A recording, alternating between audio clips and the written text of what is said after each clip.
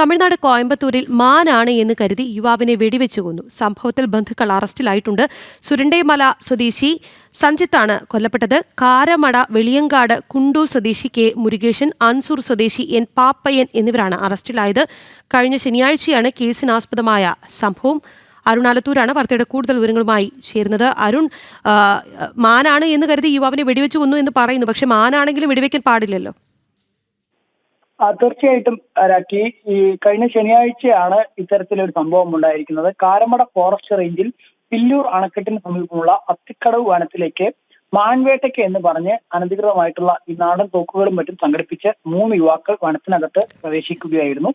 കാരമട വെള്ളിയങ്കാട് കുണ്ടൂർ സ്വദേശിയായ കെ മുരുകേശൻ, അൻസൂർ സ്വദേശിയായ എൻ പാപ്പയ്യൻ, അതുപോലെ തന്നെ സുരണ്ടൈമല സ്വദേശിയായ സഞ്ജിത്ത്, ഇവർ 3 പേരുമാണ് ഈ കാട്ടിനകത്ത് ഇത്തരത്തിൽ മദ്യലഹരിയിൽ നാടൻ തോക്കുകളും സംഘടിപ്പിച്ചുകൊണ്ട് മാൻവേട്ടയ്ക്ക് ഇറങ്ങിയത്.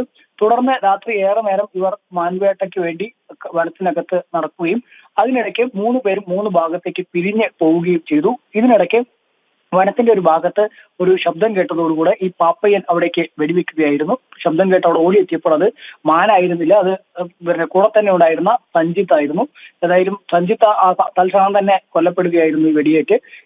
സഞ്ജിത്തിന് ജീവൻ നഷ്ടമായി എന്ന് അറിഞ്ഞതോടുകൂടെ തന്നെ ഈ മറ്റ് 2 പേരും സംഭവ സ്ഥലത്ത് നിന്ന് ഓടി രക്ഷപ്പെടുകയും ചെയ്തു. പിന്നീട് പ്രദേശവാസികളായ വനവാസി ജനങ്ങളും മറ്റും കാട്ടിലേക്ക് എത്തിയപ്പോഴാണ് ഈ യുവാവിനെ ഇത്തരത്തിൽ വെടിയേറ്റ് മരിച്ച നിലയിൽ കാണുന്നത്.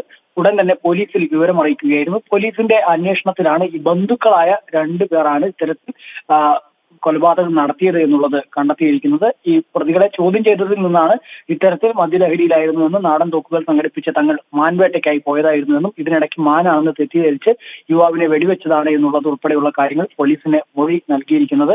ഏതായാലും പ്രതികളിൽ നിന്നും നാടൻ തോക്ക് ഉൾപ്പെടെ പിടിച്ചെടുത്തിട്ടുണ്ട്. കോടതിയിൽ ഹാജരാക്കിയ പ്രതികളെ റിമാൻഡും ചെയ്തിട്ടുണ്ട്.